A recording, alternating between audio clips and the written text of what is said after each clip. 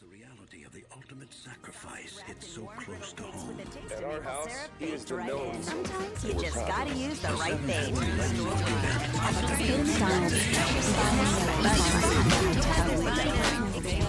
Hey everybody, and welcome to That Voiceover Podcast, the show for and about the voiceover profession. I'm Stephen Cox.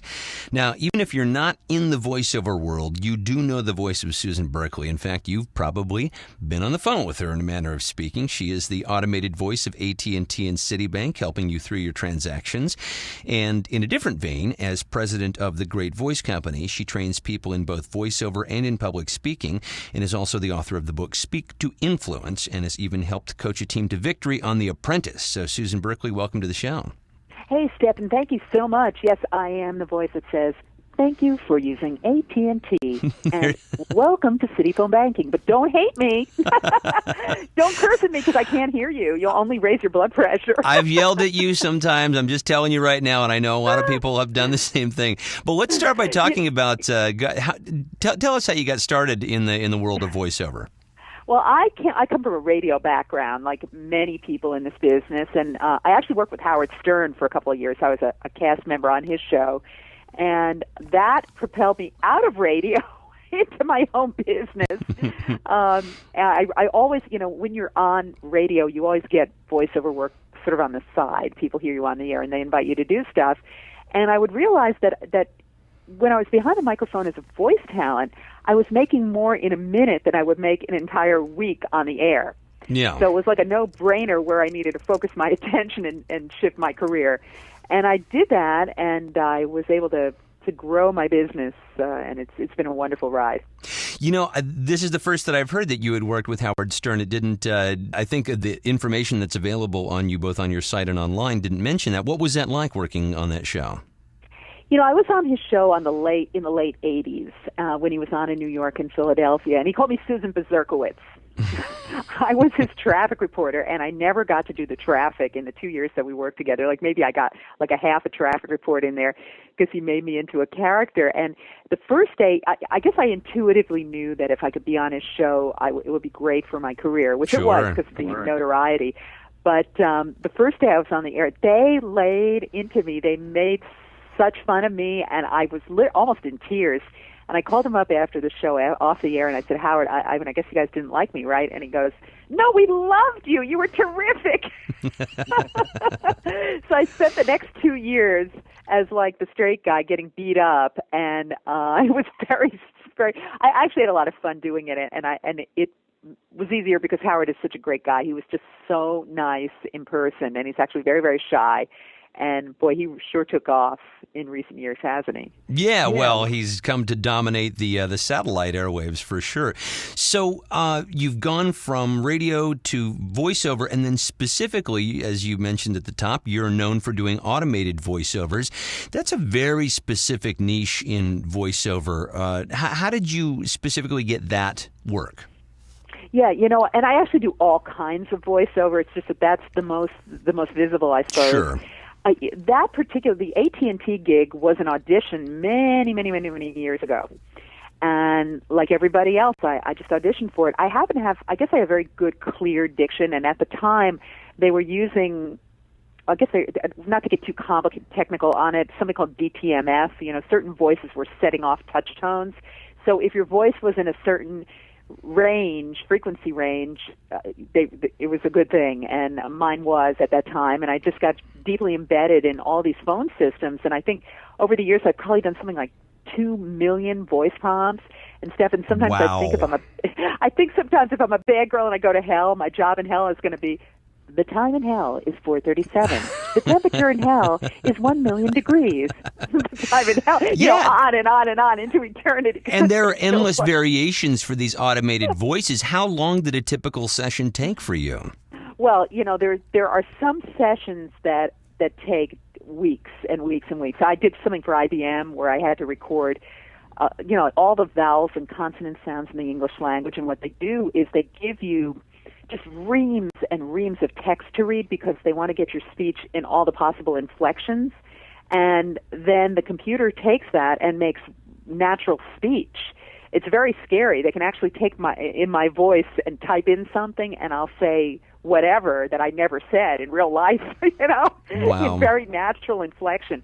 But these sessions, they're anywhere from short to like the whole Citibank application. We just redid the whole consumer application. It's thousands and thousands of voice prompts, and it's treated just like a regular session with directors and everything, because these days they're trying to create persona in these voice messages. Like, in other words, they want to have it like it's a person answering your phone, talking to you really naturally.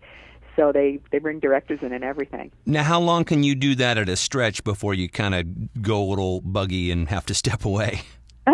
Well, I'm actually a very efficient reader. I have a lot of stamina and a good, strong voice, and I do all kinds of narrations, including medical narrations, and I can go for hours. But I try to not read more than, say, 50 minutes at a time without taking a break. And I'm very careful about, getting enough sleep, enough exercise, what I drink or eat before a session, and keeping hydrated, all of those things. Of course, I don't smoke, and I don't have allergies or anything like that. So, well, it's helpful. Your work, actually, legend has it, was so good that it made your husband fall in love with you. Is that true? That was my ex-husband. Oh, this came from this came from an article that I read in the New York Times in 2000. So it was a little while ago. It's true. He and I, he's also a voice talent, and we were together for many, many years.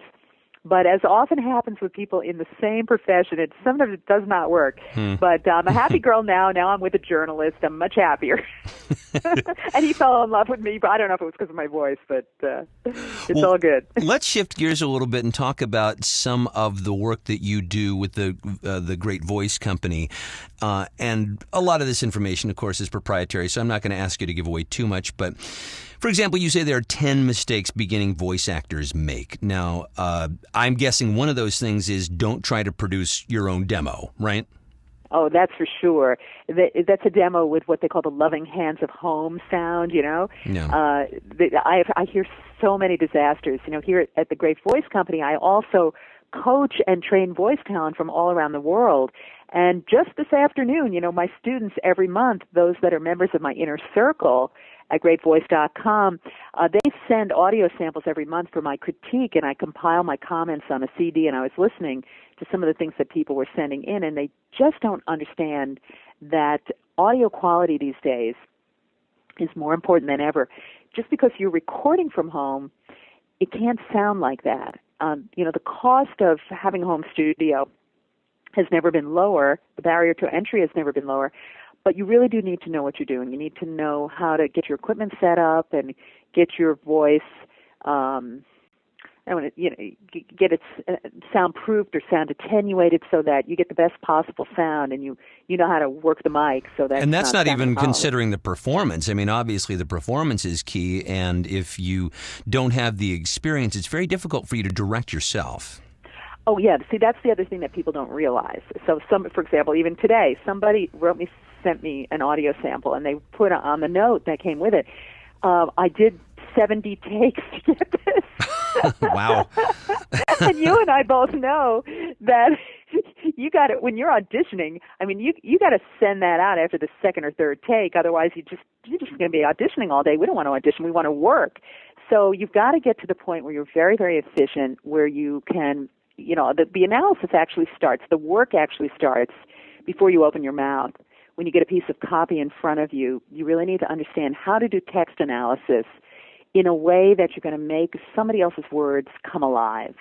And you've got to learn how to do that very, very fast. And that's one of the things that we teach in our workshops and our boot camps. One of the things that I find is particularly helpful if you can do it, and I've spoken on this program to people who work on the agency side and the production side, is if you can manage to get inside the head of the intention of the writer, you have a better shot at booking the gig because they are looking to hear something very specific.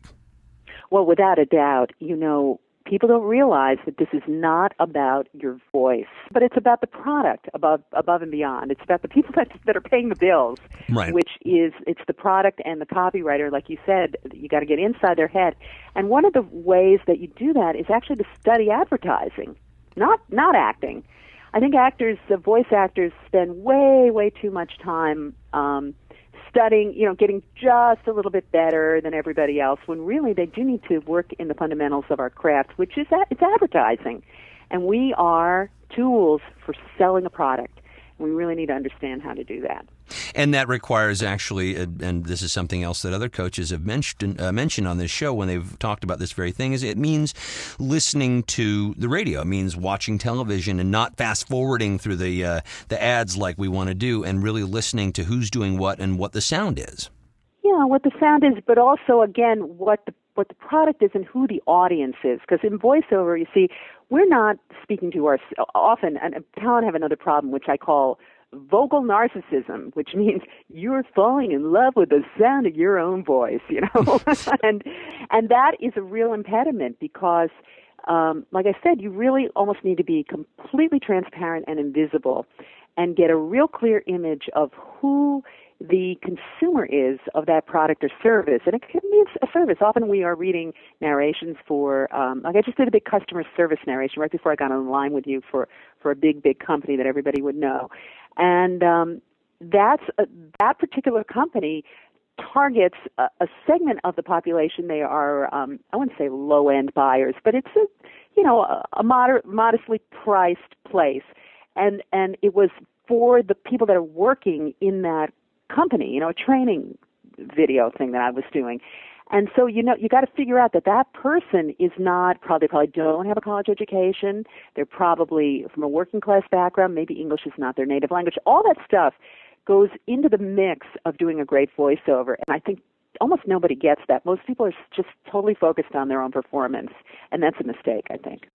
Now, because of technology, everybody can pretty much have a home studio. It's easy to do. It's relatively cheap. And there are now a proliferation of a number of sites that offer basically a pay-to-play scenario wherein you join that site and you get access to auditions. Do you steer your clients toward those? We are actually about to launch our own casting site, which I'm very, very excited about. We're not quite ready, but you'll be hearing about that in the near future. It's called GetGreatVoices.com, which will be actually free for our members.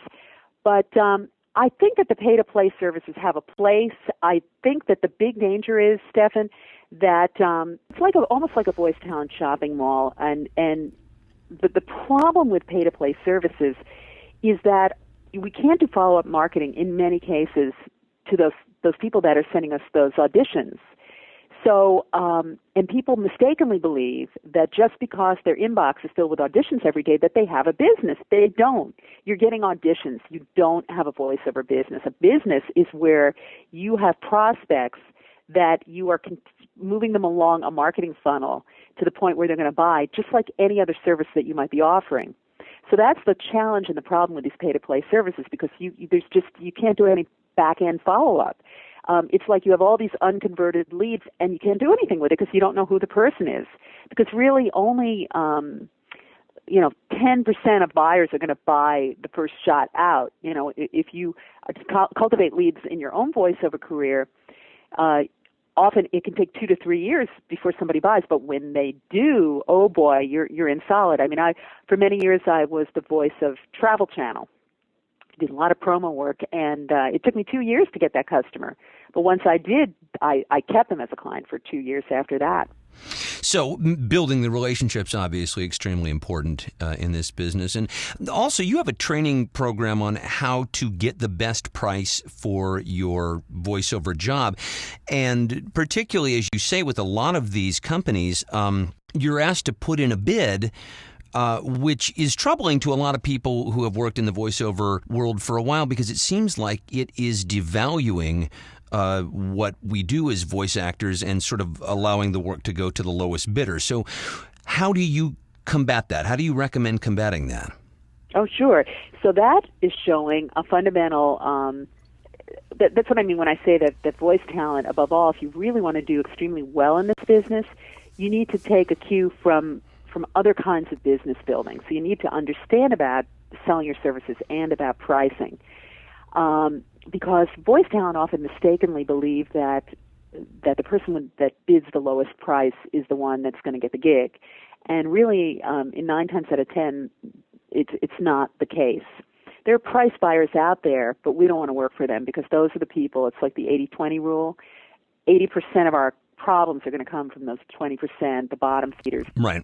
The point is that people don't buy on price. The people you want to work with don't buy on price. In our business, they're buying reliability, they're buying trust, they're buying speed, and they're buying customer service, and they're also buying bragging rights.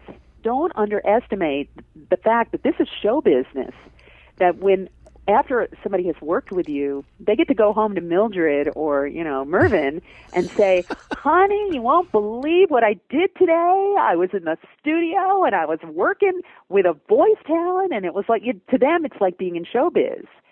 So all of those things fit into why people buy, and price is often very, very low on the list. It's high for us, but it's very low for our customers, most of them. You also teach public speaking. How are voiceover and public speaking related for you? Well, I think it's been great because I actually developed a whole methodology that I talk about in my book, Speak to Influence, and in courses that we publish, including Voice Mastery Formula and Magnetic Speaking Power.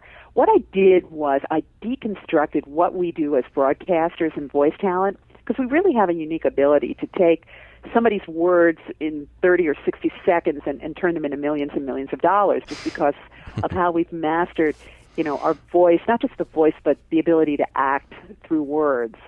So I deconstructed all that. I put it into a system which I teach to business and sales professionals, and they've had tremendous success with it. Well, clearly they have had tremendous success with it, all the way on to The Apprentice. You wound up coaching a team on The Apprentice that went on to win. What was that experience like? I had so much fun. I'll bet you did. That was yeah. Crazy thing. Yeah. So I was working. I was teaching at the Learning Annex in New York, and one of the Apprentice, I think it was season 4, they did an episode where the apprentices had to teach a class at the Learning Annex. So they gave a speech coach to each of the teams, and I was worked with one of the teams, and it was the team that had Randall on, and I don't know if you remember, he was an African-American guy, very, very tall, and he won that season 4. And So I had no idea. They really didn't give me a lot of information. They say, okay, the apprentices are going to come in, you be in this room here waiting for them with the cameras, and they're going to come in real time and give them an hour speaking class. And I was thinking to myself, I bet they're going to be really nervous. And I was preparing all this material about how to overcome fear of public speaking and all this stuff. And they walk in, and they were 4 of the cockiest kids I've ever met in my life. You have and most arrogant, cocky kids, And you have to imagine that, because to get that far through the casting process on The Apprentice, Yep. you got to have some big ones to be really crude about it. So they threw you for a loop, I imagine. They did, but actually, I was able to help them a lot to become more relatable, to tell better stories. The winner, Randall, I remember working with him. He sort of came off like a professor, so he was kind of pontificating. So I helped him become much more relatable and real. And he went on to win the episode. It was a lot of fun. I didn't get to meet Donald Trump, and I didn't get to meet anyone. And actually, they taped me, but then it ended up on the cutting room floor. Well, that's a shame. So you actually didn't appear on the show itself. I didn't appear on the show, but I was taped, and I did have the great pleasure of working behind the scenes on that episode. It was great. Well, Susan, now that I met you sort of in person, I promise not to yell at you anymore when I when I get you on my phone. Susan Berkley, thank you so much for joining us on that Voiceover podcast. You're welcome. Thank you. That Voiceover podcast is a co-production of Half Full and Get Creative Inc. For more information, go to thatvoiceoverpodcast.com or check us out on iTunes. Thanks for listening. I'm Stephen Cox.